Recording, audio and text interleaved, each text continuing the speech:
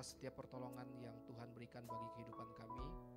Kami percaya dan kami meyakini apa yang kami hari ini kerjakan semata-mata merupakan kebaikan dari Engkau semata. Kami berdoa Tuhan, biarlah firman yang sebentar kami akan baca, kami akan renungkan, bukan saja kami dengar, tetapi kami bawa pulang dan kami mampu mengerjakan, mempraktikkannya, melakukannya, sehingga kehidupan kami mengalami perubahan yang datang dari firman Tuhan, bukan datang dari dunia ini. Tuhan, biarlah hidup kami dituntun oleh apa yang firman Tuhan katakan bagi kehidupan kami, bukan dituntun oleh apa yang sekeliling kami katakan, bukan dituntun oleh dunia ini, bukan dituntun oleh kebisingan yang kami dengarkan setiap hari di tengah-tengah kesibukan kami, ada di rumah, di pekerjaan kami. Tuhan, kami juga rindu kehidupan kami seperti tanah yang subur, sehingga ketika benih firman itu jatuh ke tanah yang subur di hati kami, benih itu siap bertumbuh. Kami tidak menolaknya, kami tidak membuangnya, tetapi kami mempersilahkan Tuhan berkarya dalam kehidupan kami. Kami juga berdoa Tuhan, biarlah kehidupan kami selalu diperbaharui dari hari ke hari. Hari ini ada yang datang dengan pergumulan karena pekerjaan, ada yang datang dengan pergumulan karena kesehatan, ada yang datang karena pergumulan di tengah-tengah keluarga, ada yang datang dengan pergumulan karena masa depan, ada yang datang juga karena kami bersuka cita atas pemberian berkat Tuhan sepanjang 1 minggu ini. Tapi Tuhan, apapun kondisi hati yang kami rasakan, kami percaya setiap firman pasti akan menjadi sebuah benih yang pasti akan bertumbuh. Hanya saja Tuhan, kami tidak tahu kapan itu akan bertumbuh, dan biarlah kami hari ini memupuknya, menyiraminya dengan setiap kebenaran firman Tuhan. Terima kasih Bapa di surga, kami siap dengar firman-Mu, berkati kami semua. Demi nama Tuhan Yesus kami berterima kasih. Haleluya. Amin. Pagi Bapak Ibu jemaat dikasih Tuhan. Shalom. Mari kita melihat Alkitab kita.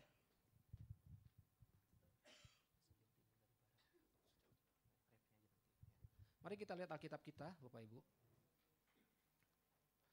Dari Kejadian pasal 6. Kitab Kejadian pasal 6.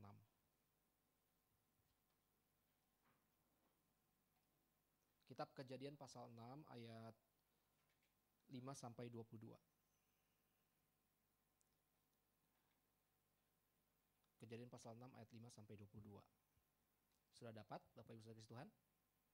Kalau sudah dapat, mari kita baca bergantian. Ini bagian firman Tuhan yang ceritanya pasti Bapak Ibu sering sekali dengar ya. Mari kita baca secara bertanggapan Bapak Ibu. Kejadian pasal 6 ayat 5 sampai 22. Saya akan mulai terlebih dahulu ayat yang kelima pasal 6. Ketika dilihat Tuhan bahwa kejahatan manusia besar di bumi dan bahwa segala kecenderungan hatinya selalu membuahkan kejahatan semata-mata. Ayat 6.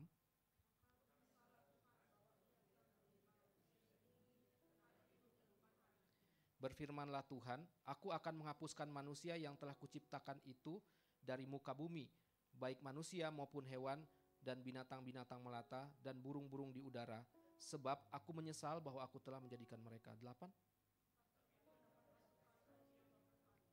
Inilah riwayat Nuh. Nuh adalah seorang yang benar dan tidak bercela di antara orang-orang sezamannya, dan Nuh itu hidup bergaul dengan Allah.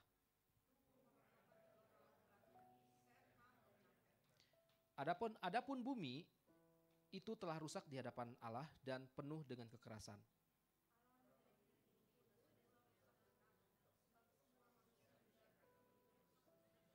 Berfirmanlah Allah kepada Nuh, aku telah memutuskan untuk mengakhiri hidup segala makhluk sebab bumi telah penuh dengan kekerasan oleh mereka, jadi aku akan memusnahkan mereka bersama-sama dengan bumi.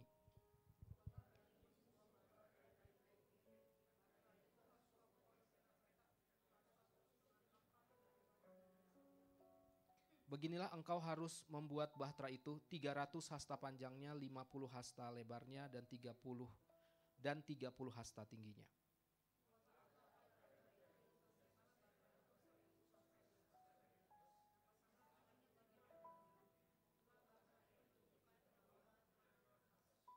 Sebab sesungguhnya aku akan mendatangkan air bah meliputi bumi untuk memusnahkan segala yang hidup dan bernyawa di kolong langit, segala yang ada di bumi akan mati binasa.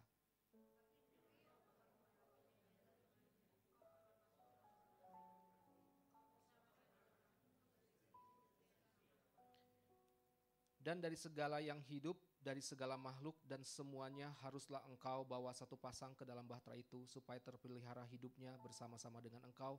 Jantan dan betina harus kau bawa.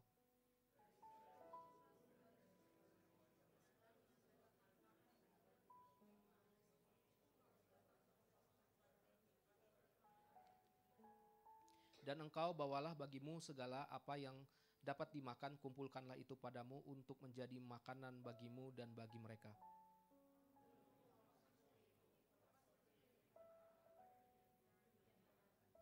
Demikian jauh pembacaan firman Tuhan. Lalu Nuh melakukan tepat seperti yang diperintahkan Allah kepadanya. Bapak Ibu saudara kasih Tuhan, ada kekuatan tak kala kita melakukan firman Tuhan. Amin Bapak Ibu. Firman Tuhan yang mana yang kita sedang lakukan minggu ini Bapak Ibu? Sehingga kita mendapat kekuatan di dalamnya. Kan ada kekuatan saat melakukan firman Tuhan. Nah, firman Tuhan yang mana yang Bapak Ibu lakukan minggu ini? Sehingga Bapak Ibu mengalami kekuatan di dalamnya. Wah, banyak contoh. Itu satu aja, nggak usah banyak, satu aja. Bapak Ibu saudara kasih Tuhan, firman itu menjadi sebuah kekuatan dalam kehidupan kita. Kalau kita menempatkan firman itu untuk kita lakukan, bukan cuma sekedar untuk kita hafalkan atau apalagi jadi kata-kata mutiara, atau misalnya kita buat status gitu ya di media sosial kita masing-masing. Firman itu akan menjadi kekuatan tak kala kita melakukan apa yang firman katakan, bukan saja kita menyampaikannya kepada banyak orang di sekitar kita lewat tadi media sosial yang kita miliki. Itu baru menjadi kekuatan. Tetapi firman itu akan menjadi percuma saja kalau hanya kita baca, kita dengar. Firman itu tidak ada yang jelek, semuanya bagus. Semuanya pasti menghibur, pasti memberikan berkat. Persoalannya kan kita sudah melakukan atau belum. Nah Bapak Ibu saya kasih Tuhan, saya pengen bagikan dua hal dari apa yang kita baca. Ini kisah yang sangat-sangat umum kita tahu ya tentang Nabi Nuh ya. Bahkan dibuat lagu, bahkan sekolah minggu juga tahu. Rasa-rasanya bukan cuma orang Kristen yang tahu, orang di luar Kristen juga tahu kisah tentang Nabi Nuh. Cukup terkenal. Bahkan dulu waktu saya belajar ya tentang kisah ini, katanya Bapak Ibu, katanya ini kisah yang bukan nyata, tapi hanya kisah yang mau digambarkan tentang bagaimana kuasa Tuhan. Ada beberapa orang mengatakan ini bukan kisah nyata, karena nggak mungkin lah ada banjir bah besar di dunia ini menyelimuti bumi, ya kan? Sampai semua orang itu meninggal, cuma 8 orang. Ini 8 orang ini memang siapa begitu di hadapan Tuhan dari begitu banyak ciptaan yang lain. Tetapi kisah ini ternyata setelah dipelajari masuk akal, karena ternyata ada banyak orang-orang yang menemukan jejak dari kisah Nabi Nuh. Nah, bukan cuma kita yang mempercayai ya. Bahkan konon katanya orang-orang Tiongkok pada zaman dahulu kala, mereka juga mempercayai ada kisah ini. Padahal mereka belum kenal kekristenan. Makanya ada salah satu aksara di dalam bahasa Mandarin. Aksara kata tepatnya, kata keluarga. Kata keluarga itu gabungan dari perahu sama 8 orang. Saya sih nggak ngerti ya, cuman saya dikasih tahu begitu Bapak Ibu. Bapak Ibu yang mengerti bahasa Mandarin mungkin tahu. Kata keluarga itu gabungan dari 2 kata dalam aksara Mandarin. Keluarga dan 8 orang. Perahu, ada 8 orang. Ternyata di banyak budaya kisah ini nih familiar sekali. Tetapi apakah masih bermakna dalam kehidupan kita waktu kita baca hari ini Bapak Ibu? Ada kekuatan saat melakukan firman Tuhan. Amin. Amin Bapak Ibu. Saya percaya amin. Ya dan amin. Nah Bapak Ibu saya kasih Tuhan, ini ada satu binatang menarik. Ya tadi saya juga sampaikan di youth ya. Tapi di youth saya kasih video. Saya sekarang cerita Bapak Ibu. Nah binatang ini tonggerek. Bapak Ibu mungkin sering dengar nih, ini binatang yang membisingkan Bapak Ibu. Membisingkan. Pokoknya kalau ada binatang ini sudahlah Bapak Ibu, terima aja. Kenapa? Nah, kenapa kita mesti terima binatang ini Bapak Ibu? Karena binatang ini ternyata umurnya itu selama 2-4 pekan atau 4 minggu maksimal, paling lama ya. Tetapi Bapak Ibu, yang menarik dari binatang ini adalah meski merupakan salah satu binatang yang paling lama, serangga paling lama hidup di dunia ini. Jadi ini serangga paling lama hidup di dunia. Jadi begini, tadi saya juga cerita sama Yud Bapak Ibu. Bapak Ibu kalau tadi malam Bapak Ibu kesel di kamar digigit nyamuk, Bapak Ibu jangan terlalu banyak ngedumel. Karena 2 hari lagi nyamuk yang berbeda akan gigit kita. Karena nyamuk itu konon katanya cuma bertahan 48 jam. Jadi nggak usah terlalu bagaimana-bagaimana. Binatang itu bakal hilang sendirinya. Tanpa kita bunuh juga dia 2 hari kemudian juga nggak ada. Karena memang begitu siklusnya, cepat banget ya. Cepat banget. Proses yang lain lebih lama. Bahkan kalau misalnya hari ini kita jengkel dengan lalat yang sama tidak akan datang tuh minggu depan Bapak Ibu. Karena itu pasti lalat yang berbeda. Karena siklusnya berbeda memang. Karena mereka lebih cepat ya. Lebih cepat selesai hidupnya di dunia ini. Nah, serangga tonggerek ini katanya yang paling lama bertahan di dunia. Lama, tapi cuma 4 minggu maksimal. Yang menarik Bapak Ibu, mereka menghabiskan kehidupannya selama 17 tahun di bawah tanah. Jadi serangga dewasa, tonggerek, pokoknya kalau dengar gitu ya, kalau di sini masih bisa kedengeran, nikmatin aja, itu paling 2 minggu sampai 4 minggu. Percayalah kita akan ketemu yang sama lagi, maksudnya spesies yang sama 17 tahun kemudian. Jadi jangan terlalu jengkel-jengkel sekali dengan binatang ini. Dan dia paling lama 17 tahun di dalam tanah. Selebihnya naik ke permukaan pada waktu musim panas, makan, kawin, bertelur, mati. Binatang yang gak ada tujuannya kira-kira ya, kalau kita mau simpulkan gak ada tujuannya. Tapi sekali bertelur ribuan, bahkan jutaan, bahkan triliunan. Makanya mengganggu telinga kita. Itu pun Bapak Ibu, itu pun makhluk ini diciptakan Tuhan. Walaupun tujuannya singkat di dunia ini, tapi memiliki sebuah makna. Nah, kita jangan terlalu jengkel ya dengan makhluk ini. Kalau makhluk yang sedemikian rupa Tuhan ciptakan, yang kita tidak tahu mengerti siklusnya kenapa masih 17 tahun di dalam tanah. Tepatnya di dalam tanah 17 tahun itu dia bentuknya berbeda ya dengan ketika naik ke atas. Ketika naik ke atas dia punya sayap. Kita mungkin tidak suka dengan binatang ini, serangga yang satu ini. Tetapi itu pun memiliki makna dan tujuan. Kalau kita berbicara tentang kekuatan yang kita dapatkan ketika melakukan firman Tuhan, berarti ada makna, ada tujuan, lebih dari sekedar ciptaan yang lain yang Tuhan berikan bagi kita di sekeliling kita. Yang begini aja memaknai hidupnya dengan luar biasa. Dia memanfaatkan kesempatan 2 minggu sampai 4 minggu melakukan tugasnya sebagai ciptaan Tuhan. Bapak Ibu saya kasih Tuhan, ini berbicara tentang apa? Ini berbicara tentang kesempatan yang Tuhan berikan bagi kita. Saya hari ini akan membicarakan Bapak Ibu berkaitan juga dengan kesempatan. Jadi kekuatan melakukan firman Tuhan itu berbicara tentang kesempatan yang Tuhan berikan bagi kita dalam hidup ini. Kisah Nabi Nuh yang tadi kita baca, menarik Bapak Ibu. Menariknya karena di kisah ini kita digambarkan seolah-olah Tuhan yang menciptakan yang baik itu mulai gak suka dengan ciptaan ini karena mereka melakukan apa yang jahat. Tadi ayatnya kita baca ya. Dan Tuhan memutuskan hal itu akan memusnahkan dunia, mendatangkan air bah ke muka bumi. Ini satu-satunya kejadian di dalam Alkitab di mana Tuhan memusnahkan semua ciptaan yang diciptakan dia pada kejadian satu. Kan kita di kejadian 1 kita melihat Tuhan menciptakan hewan ya. Hewan di darat, burung di udara, kecuali ikan di sini tidak dimusnahkan karena air. Selebihnya dimusnahkan. Bahkan yang Tuhan sebut, maka jadilah petang, jadilah pagi. Baik adanya itu dimusnahkan sama Tuhan. Periodenya seolah diulang lagi. Bapak Ibu boleh baca nanti. Kejadian 1 kita menemukan di sana penciptaan. Tetapi di Kejadian pasal 6 itu periodenya sepertinya mengulang lagi dari awal. Jadi yang sudah Tuhan ciptakan itu dimusnahkan sama Tuhan sendiri, dia ngulang lagi dengan Nuh dan keluarganya. Kekuatan saat melakukan firman Tuhan itu adalah ketika kita tahu Bapak Ibu, firman itu diberikan buat kita, kita lakukan. Pada waktu kita tidak melakukannya, seperti yang kita baca dari kitab Kejadian pasal 6, Tuhan tidak segan-segan, kayaknya perlu dihilangkan aja, kita ubah lagi dengan yang baru. Tapi ini satu-satunya peristiwa di Alkitab. Setelah itu tidak ada lagi. Bahkan setelah itu ada semacam janji yang Tuhan berikan bagi Nuh dan keluarganya termasuk kita hari ini, bahwa Tuhan tidak akan melakukan hal yang sama lagi. Bayangkan kalau Bapak Ibu hidup di masa lalu yang semuanya itu tidak seperti sekarang. Kayaknya hidup lebih sulit. Sekarang lebih gampang, betul nggak? Harusnya sekarang melakukan firman Tuhan lebih gampang daripada zaman dulu. Tadi saya juga cerita sama anak-anak youth. Bagaimana kalau kita hidup 100 tahun yang lalu? Berarti kalau 100 tahun yang lalu berarti sekitar 1924. Kalau tahun 1924 apa yang terjadi di Indonesia? Kita masih dijajah, betul nggak?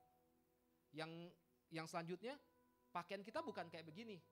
Nenek saya cerita, karung goni katanya pakaiannya. Karung goni kayak bagaimana ya? Karung yang warna coklat itu.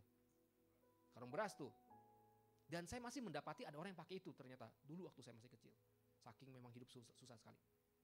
Tapi pada waktu itu mereka juga tetap bisa bertahan. Bisa bayangkan nggak kalau 100 tahun yang lalu kita hidup di masa itu?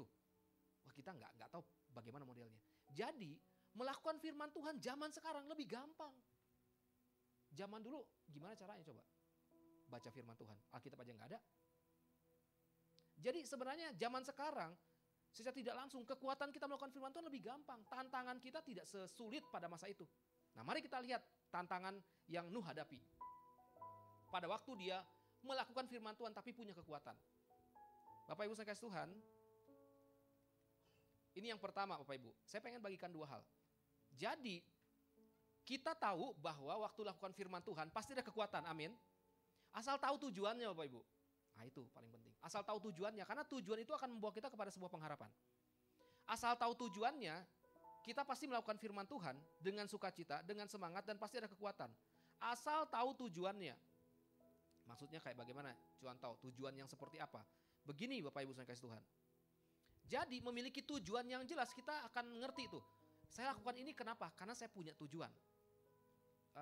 Mungkin lebih gampangnya begini. Orang bekerja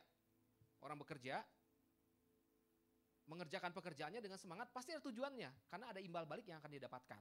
Misal hasil bisa berupa gaji atau bisa berupa uang yang kita dapatkan dan sebagainya.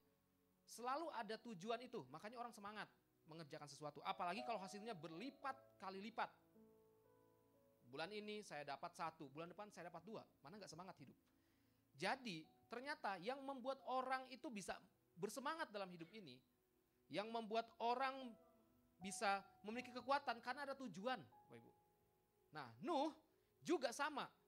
Firman Tuhan pada Kejadian pasal 6 ayat 14 disebutkan seperti ini. Aku telah memutuskan untuk pasal 6 ayat 14. Buatlah bagimu sebuah bahtera dari kayu gofir. Ayat yang ke-17, Tuhan memberitahukan bahwa akan datang banjir besar. Ini Nuh dikasih tahu. Firman Tuhan, waktu dengar harus buat bahtera. Yang kedua, akan datang banjir besar. Semangat gak kira Bapak Ibu? Semangat, ada kekuatan gak? Kekuatan karena diberitahukan. Tujuannya ini loh, kamu akan buat bahtera. Coba bayangkan kalau pada waktu itu Nuh bilang begini. Masa sih Tuhan? Kok disuruh buat bahtera? Bapak Ibu kan gak tahu Nuh tinggal di daerah mana. Ya kan, saya juga gak tahu kan. Nuh bukan tinggal di pesisir pantai Bapak Ibu.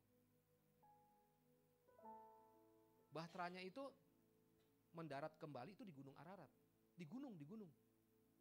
Nuh bukan tinggal di daerah yang banyak airnya, gak ada. Bukan lihat laut. Tapi coba Bapak Ibu bayangkan tuh. Diperintahkan untuk buat bahtera. Karena akan datang banjir besar. Pasti nanya gak? Nanya lah. Tetapi kenapa Nuh memiliki sebuah kekuatan? Karena dia tahu ada sebuah tujuan. Tujuannya apa? Tujuannya kalau terjadi benar banjir, dia bisa selamat. Beriman ya. Salah satu memang orang yang beriman dalam Alkitab. Jadi Bapak Ibu saya kasih Tuhan, kalau kita tahu tujuan kenapa kita melakukan firman Tuhan, sama seperti halnya Nabi Nuh, kita akan peroleh keselamatan. Itu Bapak Ibu. Kalau kita tahu tujuannya, kenapa saya harus mempraktekkan firman Tuhan ini? Karena saya akan peroleh keselamatan, kita pasti akan lakukan. Begitu juga yang Nuh lakukan. Itulah kenapa banyak orang di Alkitab, mereka semangat, penuh gairah, waktu diperintahkan Tuhan lakukan, mereka lakukan. Karena mereka tahu tujuannya. Bapak Ibu tahu nggak, hari ini ketika kita mendengar firman Tuhan, baca firman Tuhan, tujuannya apa? Makanya kenapa ada renungan tuh. Saking sulitnya saya mengerti maksud firman Tuhan, harus ada renungan. Renungan berarti kan kata-kata yang sudah diolah sedemikian rupa sehingga kita bisa memahaminya. Selalu ada tujuan Bapak Ibu. Jadi di Alkitab, ketika orang melakukan firman Tuhan, mereka tahu kenapa harus dilakukan. Karena ada tujuan, ada imbal balik yang mereka dapatkan. Nuh pada waktu itu mendapatkan keselamatan. Nuh bisa membayangkan dalam hidup ini tujuannya waktu dia melakukan firman Tuhan. Bisa membayangkan sekali. Bapak Ibu bekerja, bisa bayangkan nggak hasil yang Bapak Ibu akan dapatkan. Itu yang membuat kita tuh semangat mengerjakan sesuatu, kekuatannya dari sana. Bapak Ibu bisa membayangkan nggak membesarkan anak, nih anak bandel sekali nih orang ini, anak yang satu ini nih maksudnya anak ini. Bisa membayangkan nggak nanti mereka 20 tahun akan datang akan menjadi seperti apa? Itu kan yang menyemangati kita melakukan itu setiap hari. Karena ada tujuan yang kita bayangkan itu bakal terjadi. Walaupun belum terjadi. Nuh tahu tujuan itu akan ada. Bapak Ibu sekalian Tuhan, kita memiliki kekuatan melakukan firman Tuhan kalau kita tahu tujuannya apa. Baca firman Tuhan tujuannya apa? Lakukan firman Tuhan tujuannya apa? Harus tahu tujuannya. Jangan ya, yang penting baca aja. Saya tidak terlalu senang dengan orang yang hafal Alkitab. Tapi kalau nggak dilakukan saya nggak senang. Apalagi saya pernah pada waktu itu, waktu saya masih kuliah di Bandung ya, ada orang itu yang baca Alkitab Bapak Ibu. Setahun 7 kali. Wah jago nggak? Wah jago ya kan. Kita aja jangankan setahun 7 kali. Baca satu kitab aja kayaknya nggak nyampe-nyampe ya kan. Dia setahun 7 kali Bapak Ibu. Tanya, tujuannya apa? Ngafal ayat? Enggak kan? Emang nanti kalau kita ketemu masalah, kita keluarin ayatnya, masalah bakal selesai? Enggak juga kan? Atau misalnya tujuannya apa ngafal Alkitab? Gampang, nanti kalau misalnya ada kesulitan, misal saya di jalan ditakut-takutin sama orang, saya keluarkan aja ayat. Itu tujuannya. Bukan kan? Tujuannya adalah lebih besar dari itu, keselamatan. Itu akan bawa kita jadi lebih baik dan kita tahu kenapa Tuhan mau menyelamatkan kita orang berdosa. Amin.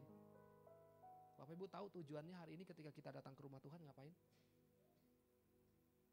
Supaya Bapak Ibu tahu jalan keselamatan. Nuh tahu tujuannya. Nuh punya bayangan akan sebuah keselamatan. Kita ada bayangan Bapak Ibu, nanti saya kalau sudah umur segini apa yang akan terjadi dengan saya. Nah ngomong-ngomong tentang bayangan itu, saya semalam sama saya udah ngobrol. Saya itu rencana memang mau renovasi rumah mama saya di Kalimantan. Banyak ngobrol gitu kan. Terus ngobrol renovasinya kayak bagaimana ya? Apa buat kayak begini, apa buat kayak begitu. Kan belum ada rumahnya, belum ada yang rumah direnovasi belum ada ya. Tapi kita udah membayangkan nih kalau rumah itu terjadi kayak begini, wah kayaknya enak ya. Nanti mama bakal begini, wah enak ya. Belum ada kan. Tapi sudah ada di bayangan itu. Ngobrol. Cukup lama sama Selda yang ngobrol. Daripada bangunin mama rumah, maksudnya tanahnya sudah ada, kita bangunin, kita renovasi, mending beli rumah. Di mana? Di kompleks perumahan. Makin naik tuh tujuannya. Wah lihat kompleks perumahan, belum ada. Belum punya milik saya, tapi saya udah lihat, wah kayak begitu ya. Saya membayangkan itu terjadi. Itu yang membuat saya, wah pasti bisa nih. Masa gitu aja nggak bisa gitu kan. Bayangkan Bapak Ibu, bayangkan waktu kita melakukan firman Tuhan terjadi. Buat kita. Hati yang gembira adalah obat. Bayangkan waktu kita gembira itu akan memulihkan keadaan kita. Bayangkan itu terjadi dalam hidup kita. Firman Tuhan waktu kita baca beri kekuatan kalau kita tahu tujuannya. Bapak Ibu sudah tahu tujuannya hari ini? Sudah ketemu tujuannya? Baca firman Tuhan hari ini? Sudah. Supaya kita dapat jalan memperoleh keselamatan. Supaya saya ditegur hidup saya. Bisa jadi hari ini yang saya baca buat Bapak Ibu belum tentu cocok. Apalagi yang datang hari ini misalnya ke sini dengan hati yang terluka. Kan gak cocok, ini ngomongin tujuan kan. Tapi ada juga yang cocok. Bapak Ibu harus tahu, menemukan tujuan. Gak mungkin salah firman Tuhan berbicara kepada kita. Itu yang hebatnya, luar biasa firman Tuhan. Begitu juga firman Tuhan yang sama kepada Nuh. Dia bisa membayangkan akan terjadi sebuah keselamatan. Keselamatan yang betul-betul dia rasakan. Yang kedua Bapak Ibu. Yang kedua, Nuh bukan cuma tahu tujuan dari firman diberitakan kepada dia. Tapi Nuh melakukan dengan tepat. Nah ini yang menurut saya waktu pikir-pikir, saya kan siapin kan. Waktu saya siapin kan semua dapat gak bayangannya kan. Kan saya baca. Ternyata Bapak Ibu ya. Beberapa kali di bagian ini di pasal 6, pasal 7, pasal 8. Ada kalimat yang ngomong begini nih firman Tuhan. Nuh melakukan tepat seperti yang diperintahkan Tuhan. Kenapa kok bisa begitu? Yuk kita cek ya. Ini kan Nuh disuruh melakukan firman Tuhan tapi caranya buat bahtera kan. Pasal 6 ayat 14. Bunyinya kan begini, buatlah bagimu sebuah bahtera dari kayu gofir. Tuh, kayunya dikasih tahu, gofir. Yang selanjutnya, bahtera itu harus kau buat berpetak-petak. Ini kan seperti arahan yang terstruktur rapi kan, tersusun. Bahkan tinggi, lebar, betul nggak? Dikasih tahu ya. Pasti nanya dong Nuh, pasti nanya loh. Kok kenapa ya mesti harus dari kayu gofir?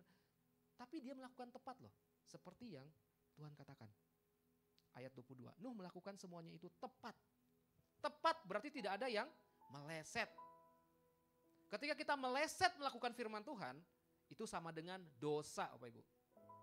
Makanya kata dosa itu dalam bahasa Yunani, hamartia. Hamartia itu Bapak Ibu seperti pegang busur panah dan anak panahnya. Ditarik, ada sasaran di depan tuh lingkaran. Kalau meleset, itu namanya hamartia. Jadi kalau kita tidak melakukan firman Tuhan seperti anak panah kan, tidak tepat sasaran, itu namanya tidak tepat. Waktu gagal, meleset, itu yang disebut dengan dosa. Itulah kenapa Kejadian pasal 1, 2, 3, 4, 5 ada banyak kegagalan. Tetapi Tuhan mau cari orang yang tepat melakukan firman Tuhan. Amin. Bapak Ibu apa saya? Atau orang lain yang melakukan itu? Kalau kita tidak tepat firman Tuhan, katakan lagi, kita akan dihilangkan lagi. Tuhan ganti lagi dengan yang baru. Kalau Tuhan gak sayang sama nabi, sama penciptaan hari pertama sampai hari ke-6, siapa kita di hadapan Tuhan?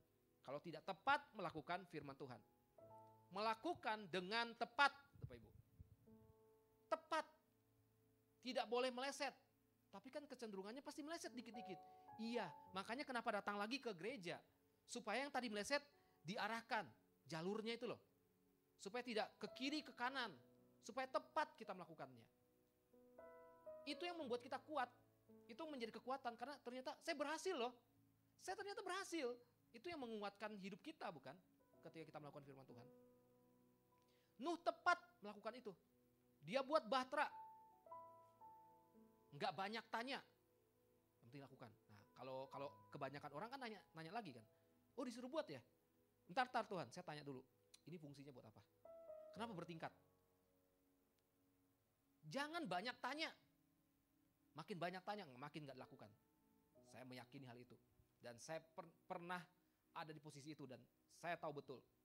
Bapak Ibu juga, jangan banyak tanya. Boleh nanya, tapi maksudnya banyak tanya itu begini. Ntar, saya penasaran nih, kenapa nih bahtera ukurannya begini. Tidak perlu tahu untuk hal itu. Yang penting lakukan dengan tepat. Kan sudah dikasih tahu juga di awal, bakal ada banjir besar. Maksudnya jangan banyak tanya apa? Kita seringkali mempertanyakan firman Tuhan. Kayak siapa? Adam dan Hawa. Kan jelas kan, jangan makan buah itu. Betul? Ini aturannya kan begitu. Digoda sama iblis, mulai mempertanyakan firman Tuhan. Nah Bapak Ibu, ketika kita tahu tujuan kita melakukan firman Tuhan, tidak usah pertanyakan. Emang Tuhan mau ngarahin kita kemana sih? Pasti ke surga lah. Kalau tujuan kita ke sana. Nah Bapak Ibu sekalian Tuhan, yuk kita tebak-tebakannya. Jadi usia Nuh itu 950 tahun. Oh, panjang kan ya Bapak Ibu ya? Panjang sekali, salah satu umur terpanjang di Alkitab.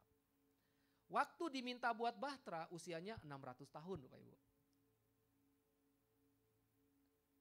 Jadi Nuh waktu diminta buat bahtera 600 tahun. Oke. Kira-kira berapa lama Nuh bangun bahtera?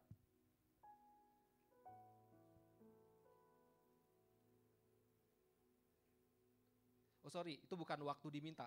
Waktu bahteranya jadi umurnya 600 tahun. Saya salah. Ya. Waktu bahteranya jadi umur 600 tahun. Jadi Nuh masih hidup lagi 350 tahun semenjak air bah itu. Jadi umur Nuh 950 tahun. Waktu air bah datang umurnya 600 tahun. Itu maksudnya, saya salah itu. Jadi bukan waktu air bah datang. Kira-kira berapa lama Nuh buat bahtera? Tebak-tebakan, di Alkitab nggak ada Bapak Ibu. Oh, setahun ya. Yang bantuin dia cuma 3 orang, Sem, Ham, Yafet. Wah, umurnya panjang banget, cuman tahu. Iya, umur di Alkitab memang begitu ya. Tapi kan sebenarnya gini, ada satu ayat yang kita tidak baca, kita lompati. Bahwa umur manusia itu nanti kedepannya tidak akan sepanjang ini. Bahkan di situ disebutkan 120 tahun di situ kan, bahwa umur manusia hanya 120 tahun. Bahkan di kitab yang lain Musa ya sampai 120 tahun Musa. Bahkan ada kitab yang lain menyebutkan kalau kuat 80 tahun kan, 70 tahun, 70-80 tahun. Tapi umur pada waktu itu memang panjang-panjang karena umat di dunia masih dikit ya, masih dikit. Pertanyaannya, kira-kira berapa lama Nuh bangun bahtera? Saya baca, saya cari. Banyak, ada yang nyebutin 400 tahun. Berarti umur Nuh berapa? 200 tahun, ya kan? Ada yang menyebutkan 40 tahun. Wah, boleh juga ya. Selama 40 tahun ya. Tapi sekali lagi umur pada waktu itu dengan sekarang agak sedikit berbeda. Kualitas hidupnya tentunya. Tetapi ada satu yang menurut saya paling masuk akal. Nuh itu membangun bahtera 120 tahun. Jadi Nuh waktu firman Tuhan datang tadi, pertama kali umurnya berapa? 480 tahun. Nuh bangun bahtera lama bener, 120 tahun. Oke, betul. Karena itu usia orang pada waktu itu. Saya coba hitung-hitung nih, ya kan supaya adil ya. Maksimal umur orang zaman sekarang kurang lebih 80 tahun. Kita patok ini 80 tahun. Jadi saya coba hitung nih. Kalau 90 tahun itu adalah 80 tahun. Berarti kalau separuhnya berapa Bapak Ibu? 450 tahun. Oke. 450 tahun. Nah, saya coba hitung-hitung. Kira-kira kalau umur sekarang Nuh tuh bangun bahtera berapa lama dan di umur berapa? Saya coba iseng-iseng aja ya. Saya bisa salah juga. Tapi kan boleh dong kita menerka-nerka karena umur pada waktu itu berbeda dengan sekarang kualitasnya. Kurang lebih tebakan saya, Bapak Ibu jangan ikutin, kan saya cuma nebak aja. Kurang lebih umur Nuh itu pada waktu bangun bahtera. Berapa lama dia bangun bahtera? Kurang lebih hitungan saya 120 tahun tuh kurang lebih 11 tahun. Kalau usia sekarang membangun bahtera, membangun kapal selama 11 tahun panjang, lama, apa sebutannya? Atau bentar? Lama Bapak Ibu ya. Tapi jangan salah cuma 3 orang yang bantu dia loh. Sem, Ham, dan Yafet. Nah, periode 120 tahun itu menurut Alkitab, apa yang Nuh kerjakan? Beberapa orang mengomentari bahwa Nuh itu sedang khotbah. Dia kasih tahu kepada orang di sekitarnya bahwa akan terjadi banjir besar. Tapi nggak ada orang bertobat. 120 tahun, lama apa bentar? Lama banget pada waktu itu. Kalau zaman sekarang kurang lebih 11 tahun, lama apa bentar? Lama juga. Dia ngomong selama 11 tahun. Ngomong. Nggak ada satu orang pun yang dengar. Ini ngomongin apa Bapak Ibu? Ini membicarakan bahwa sebenarnya waktu kita melakukan firman Tuhan dengan tepat dibutuhkan kesabaran Bapak Ibu. Nggak bisa kita hari ini tanam tomat besok tumbuh. Perlu waktu. Nggak bisa kita nanam sesuatu besok buah. Nggak bisa. Perlu waktu. Perlu kesabaran. Dengar, lakukan. Dan prosesnya itu sabar. Kalau kita tidak sabar, firman itu tidak akan pernah bertumbuh. Itulah yang membuat orang tidak punya kekuatan. Perlu bertahun-tahun sampai akhirnya orang sadar, oh iya benar ya yang dikatakan orang ini. Nah Bapak Ibu saudara Tuhan, melakukan firman Tuhan dengan tepat, itu diperlukan kesabaran. Kalau sabar pasti bisa. Tidak ada yang tidak bisa. Dulu waktu saya kuliah Bapak Ibu, sebelum saya lulus, kami dites. Namanya Bible Knowledge atau pengetahuan Alkitab. Pengetahuan Alkitab ini kita diuji. Ujian, tapi ujiannya ngafalin ayat Alkitab Bapak Ibu. Ada tuh kisi-kisinya. Saya ada tuh bukunya, tuh buku kisi-kisi. Ada sekitar berapa ribu ayat.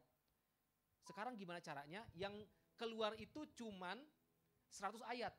Tapi ada ribuan ayat yang dimasukin di di buku itu supaya kita hafal. Saya baru pertama kali masuk, saya langsung pikir, nggak salah nih sekolah. Udah sekolahnya susah, udah saya datang dengan sukarela, disuruh lulus mesti ini, kalau nggak lulus katanya begitu. Ya, puji Tuhan Bapak Ibu. Pertama kali saya ujian, Bible knowledge saya nggak lulus Bapak Ibu. Ngafalin ayat masalahnya. Saya baru tahu ada ayat yang kayak gitu ya, makanya kau baca Alkitab katanya. Kita kasih waktu kamu 4 tahun sampai lulus. Saya ujian kedua kali Bapak Ibu. Lulus apa enggak? Enggak juga. Kalau saya nggak lulus Bapak Ibu gimana tuh ya? Pasti lulus lah. Mungkin saya aja yang nggak bisa ngafal. Gimana caranya saya lulus?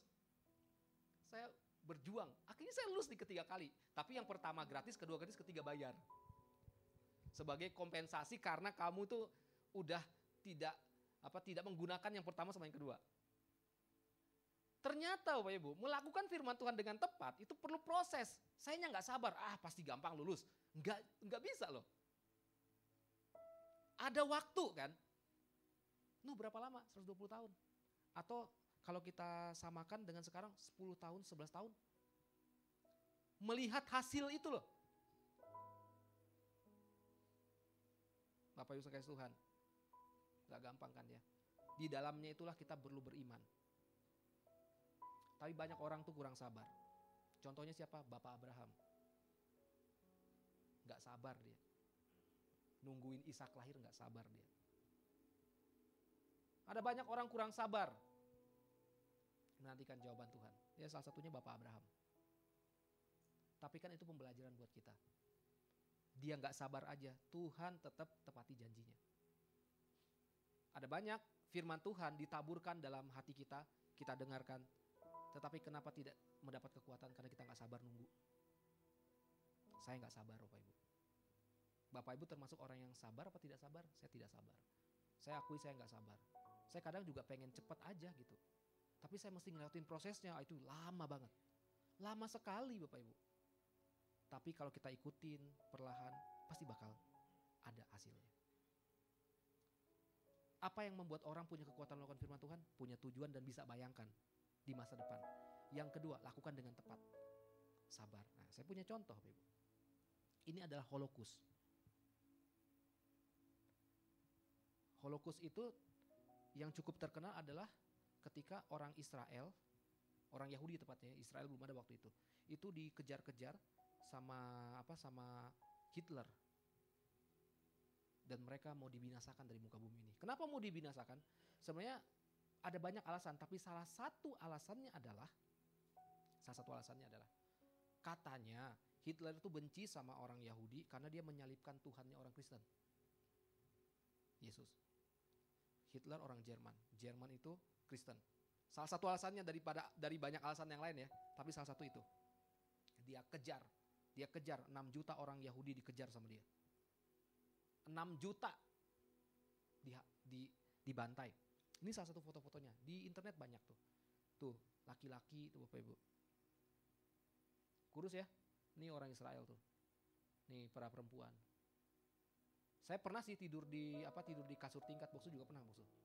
Pernah ya, tapi nggak begini juga Boksu ya. Enak punya kita ya, kasur tingkatnya enak ya. Tapi kalau kayak gini gimana Bapak Ibu? Bangun gimana tuh? Kejedukan kepala ya.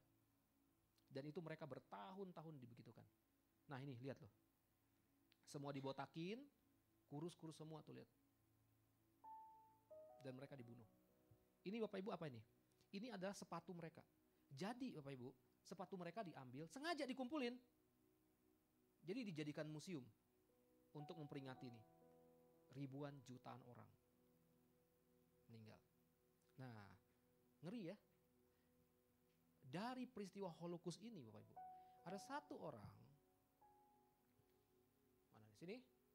Sana nggak bisa ya, bantuin saya cuy. Oke ini dia. Namanya Viktor Emil Frankl, gitulah kira-kira bacanya ya. Jadi dia ini ada tahun lahirnya 1905 sampai 1997. Viktor Emil Frankl. Salah satu yang berhasil selamat dari peristiwa itu. Tetapi Bapak Ibu, tetapi begini, yang tragis adalah orang tuanya meninggal. Waktu ditangkap, dimasukin di camp kerja paksa, orang tuanya meninggal. Istrinya meninggal, Bapak Ibu. Dia cuma 3 tahun sih. Dari tahun 43 sampai 46. 43 sampai 46 ya. Cuma 3 tahun sih. 46. Kok saya tulisnya 56 ya? Nanti saya coba. Oh iya 3 tahun betul. Cuma 3 tahun aja sih, gak lama sih dia. Cuma 3 tahun. Nah, sekarang bertanya Bapak Ibu. Kenapa orang ini bisa selamat? Menarik ya.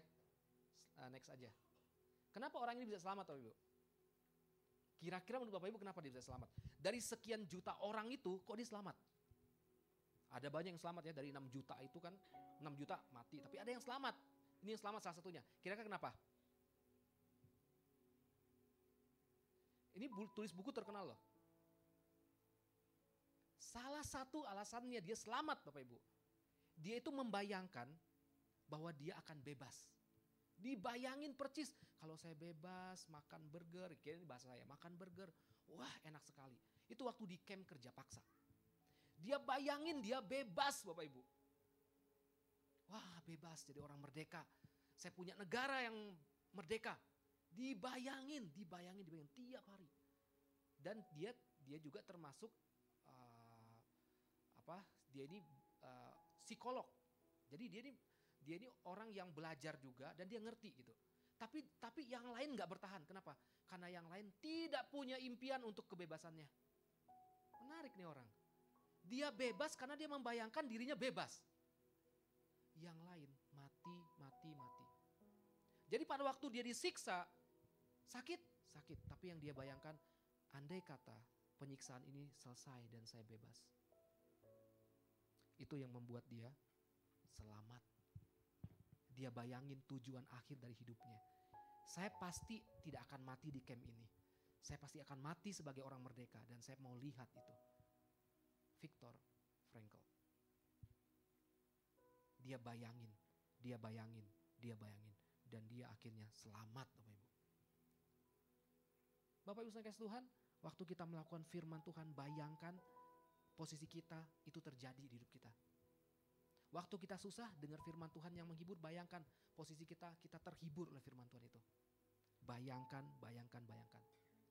Pasti akan terjadi. Ini bukan orang Kristen, tapi dia membayangkan bagaimana itu terjadi, hal-hal yang indah itu terjadi dalam hidupnya waktu kita melakukan firman Tuhan.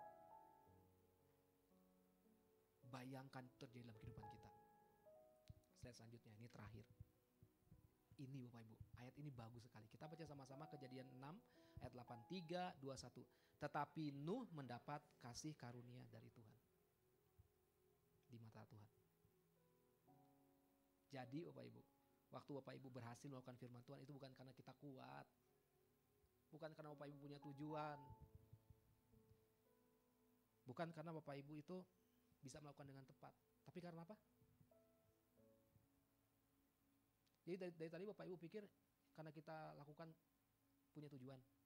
Bapak Ibu pikir dari tadi kita bisa lakukan firman Tuhan karena kita tepat. Karena apa? Kasih karunia. Efesus 2 ayat 8 sampai 9. Sebab karena kasih karunia kamu diselamatkan oleh iman. Itu bukan hasil usahamu tetapi pemberian Allah. Tolong jangan sombong Bapak Ibu kalau berhasil. Saya ajak singer maju ke depan. Kita nyanyikan pujian sejauh timur dari barat. Refnya saja. Tundukkan kepala Bapak Ibu.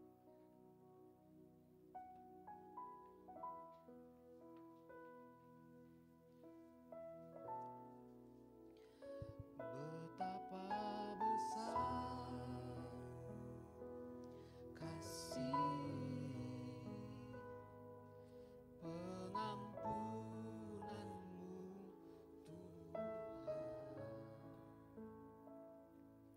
Tak kau pandang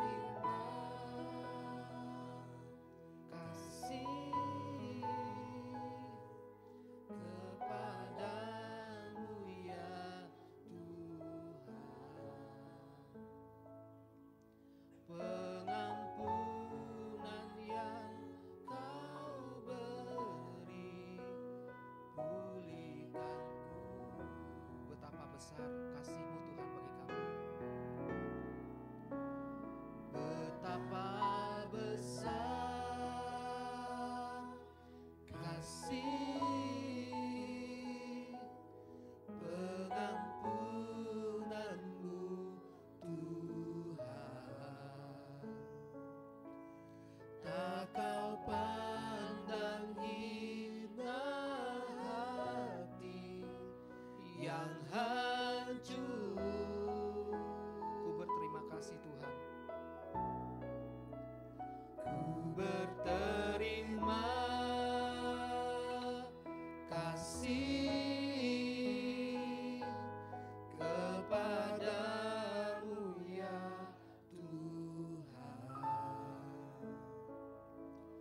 Pengampunan yang Kau beri, pulihkanku.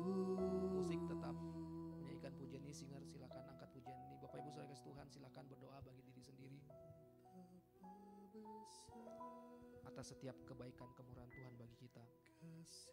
Bukan karena kekuatan kita, bukan karena hebatnya kita melakukan firman Tuhan, bukan karena tepatnya kita melakukan firman Tuhan, tetapi karena kasih karunia yang Tuhan berikan bagi kita. Bapak Ibu, kita punya banyak kesalahan di hidup ini.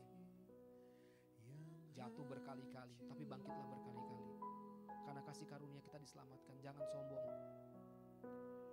Ku berterima kasih kepadamu ya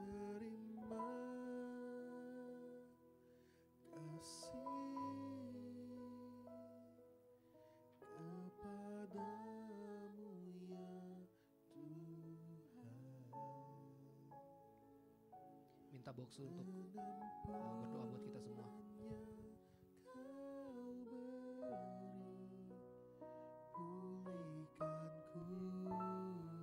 Bapa, kami bersyukur untuk firman-Mu yang indah, boleh meneguhkan kami kembali ya Tuhan, bahwa di dalam firman ada kekuatan. Tidak ada kekuatan lain di muka bumi ini yang bisa kami andalkan Tuhan, hanya di dalam firman-Mu. Terima kasih kami boleh punya firman sampai hari ini, dan firman itu adalah Tuhan. Firman yang telah menjadi manusia dan diam di antara kami Tuhan, yaitu Tuhan kami Yesus Kristus. Firman yang hidup di dalam hati kami. Firman yang turun dari sorga. Firman yang datang ke dalam dunia, mati di atas kayu salib untuk menebus dosa-dosa kami. Itu semua hanya karena kasih karunia Tuhan, bukan karena tujuan kami, tapi karena Tuhan yang punya tujuan di dalam hidup kami. Terima kasih untuk kebenaran yang boleh membenarkan kami. Terima kasih untuk kekuatan yang boleh menguatkan kami. Terima kasih untuk urapan yang boleh mengurapi kami. Berkati kami semua ya Tuhan.